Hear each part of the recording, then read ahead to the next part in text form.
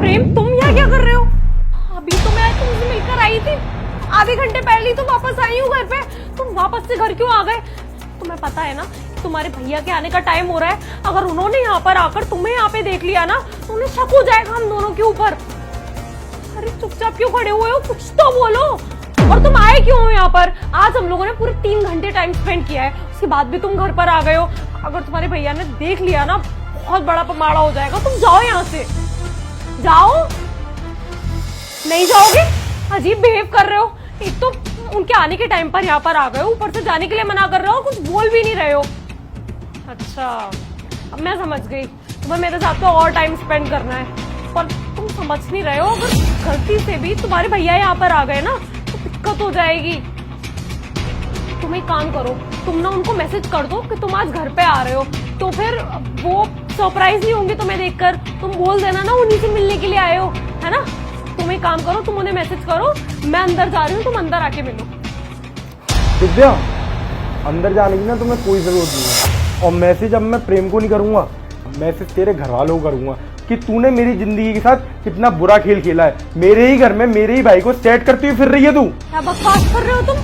कुछ भी बोले जा रहे हो, बल्कि तुम खेल रहे हो खेल। तो ये क्या था ये सब कुछ? ये क्या था? प्रेम से तेरा अफेयर चल रहा है, तू उसकी बड़ी भाभी है, तू माँ समान है, और तू ये सब कर रही है प्रेम के साथ। ऐसा कुछ भी नहीं है, वो तो मैं समझ गई थी कि तुम ही हो। और वो क्या है ना कि जब तुम आ रहे थे ना ऊपर, तो मैं बालकनी में खड़ी हुई थी, तो मैंने तुम्हें देख लिया था आते हुए।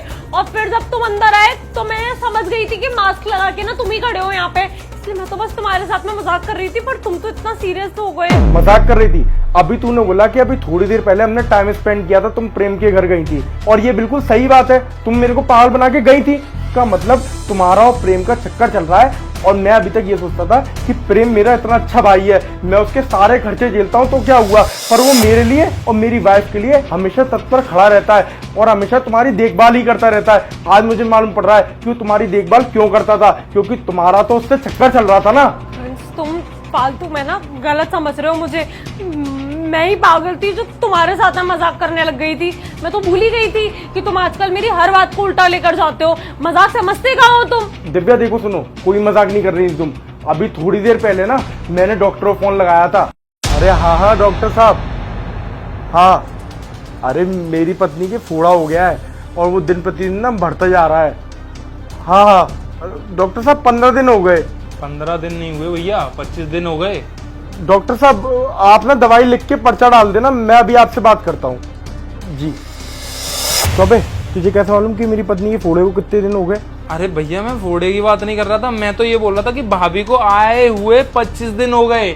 आप गलत समझ रहे हो। आप भी भैया क्या सोचते रहते हो, मुझे कैसे पता चलेगा? ठीक है, जाके अंदर से लैपटॉप लिया। ठीक है। यार मुझे एक बात समझ में नहीं आ रही कि ये प्रेम को कैसे मालूम कि दिव्या के बूढ़ा हो गया, और ये सारी बातें कुछ ना कुछ दाल में काला है, मुझे मालूम करनी पड़ेगी।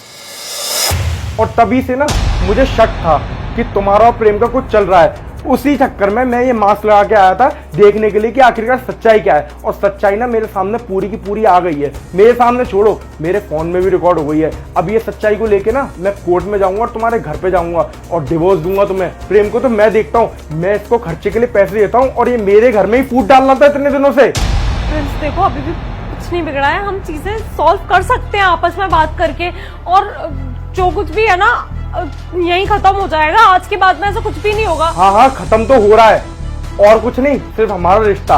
अब ना मुझे तेरे से कोई रिश्ता नहीं रखना है। फटाफट से अपना बोरिया बिस्तर बांध और निकल यहाँ से। डिवोर्स पेपर कल तक तेरे घर पे भिजवा दूंगा मैं। प्रिंस तुम ऐसे मुझे डिवोर्स नहीं दे सकते, मेरी बात तो सुनो। मुझे मत बता मैं क्या कर सकता हूँ और क्या नहीं।